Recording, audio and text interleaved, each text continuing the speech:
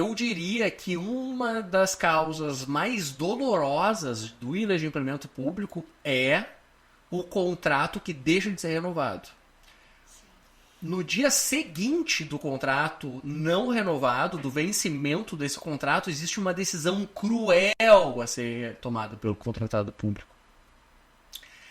Principalmente em clientes, como nós temos aqui dentro de casa, que atuam na área de saneamento, que atuam, então, fornecimento de água, fornecimento de esgoto, telecomunicações, segurança pública. Temos clientes que fazem o serviço de telecomunicação da própria SAMU, né? Energia elétrica, né? Todos esses serviços que muitas vezes são reputados como essenciais e que, portanto, o devedor pode ingressar na justiça para conseguir uma liminar para que, ainda que existente o inadimplemento, o contratado seja obrigado a cumprir o contrato nesse momento inexistente, informal. E aí a gente entra naquilo de despesas sem cobertura contratual, que é uma baita dor de cabeça para vários dos nossos clientes.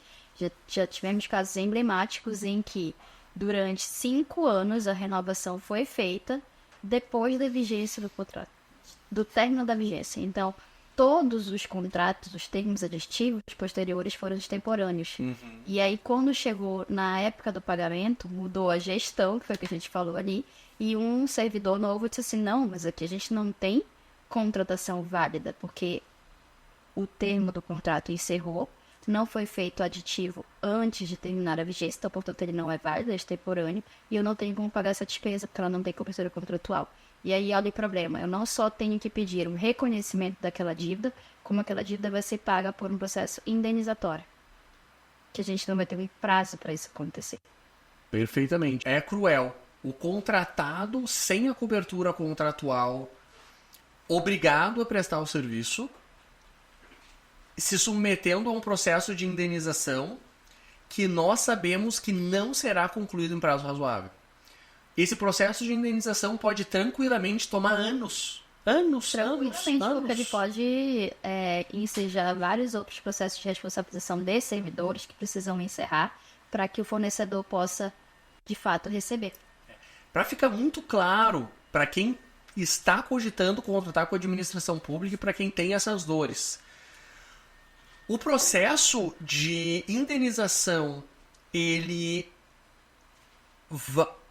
exige, em regra, as legislações locais de estados, dos municípios, exige que antes do pagamento do fornecedor seja apurada a responsabilidade do servidor que deu causa.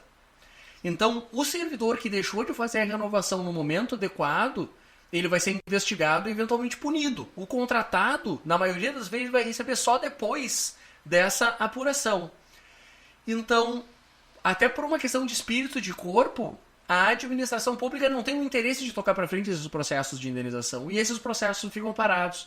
Não é à toa que aqui dentro do escritório nós precisamos ter um departamento com pessoas que atuam na atividade de gestão proativa de processos. Ou seja, fazer esses processos andar. Processo que fica parado 30 dias, 45 dias, 90 dias, 120 dias, 150 dias na mesa de alguém, isso não é razoável. Fere o direito fundamental à razoável duração do processo, que atende pessoas físicas e pessoas jurídicas. É um direito fundamental. Então, buscar avançar esses processos administrativos é indispensável para conseguir ter uma indenização que não demore anos e anos e mais anos. Agora, o pagamento tempestivo daquelas obrigações a gente sabe de início que já não vai acontecer. Então, o que fica aqui, olhando novamente para o fluxo financeiro, para as boas práticas do ciclo financeiro do contrato público, para essa consultoria que a gente dá com muito sucesso, de mapeamento dos processos, entender quais são as responsabilidades de cada um dos membros do financeiro, do comercial, do operacional, do cliente, para que, a partir do conhecimento desse fluxo de trabalho, a gente consiga fazer pequenas adaptações que não causem traumas no dia a dia da empresa. Porque mudar rotinas é mudar comportamentos, e humanos não mudam de comportamento com facilidade. O setor financeiro da empresa executa determinadas atividades de uma determinada forma há muitos anos. O setor de vendas, a mesma coisa. O setor operacional, a mesma coisa. Então, não é razoável e aumenta os nossos sucessos para evitar o inadimplemento compreender essas etapas do fluxo financeiro, do fluxo do cliente, para que a gente possa revisar listas de checklist de verificação a partir dessas oportunidades que a gente conhece a partir da nossa experiência na cobrança pública e na implementação dessas rotinas, e com isso, com um impacto menor possível nas atividades rotineiras do cliente, coletar esse valor e não deixar dinheiro na mesa. Não deixar dinheiro na mesa. Eu me lembro quando nós iniciamos esse processo com um grande cliente, e porque nós atuamos com metodologias ágeis e, portanto, nós queremos buscar casos concretos. Olhando para os casos concretos, o que aconteceu? Na primeira semana de trabalho, mudamos a interpretação sobre o que é a prescrição. Nesse cliente que tinha dezenas de milhares de reais a receber da administração pública ali, a gente já gerou um valor imenso para eles. Mudamos a compreensão sobre o que é o pedido de indenização e como realizar isso, e daí, de novo,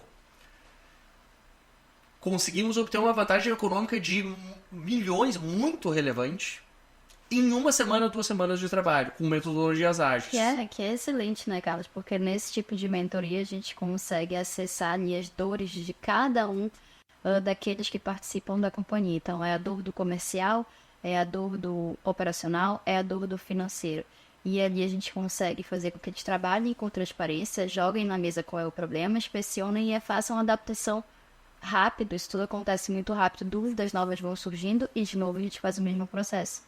Então, como é bonito ver o crescimento, porque você consegue internalizar a compreensão de tudo que faz parte desse fluxo financeiro, e há uma mudança de conduta daquele que trata com a administração, porque não é tratar com uma outra empresa privada, é um diálogo diferente. O governo precisa de um diálogo diferente. É mais burocrático, Então, você precisa andar com a legislação debaixo do braço e, a todo momento, criar oportunidades para você lembrar que você conhece os seus direitos. E aí você consegue atenuar e diminuir todas essas lesões que ocorrem muitas vezes por desconhecimento de como o fluxo ocorre dentro da administração.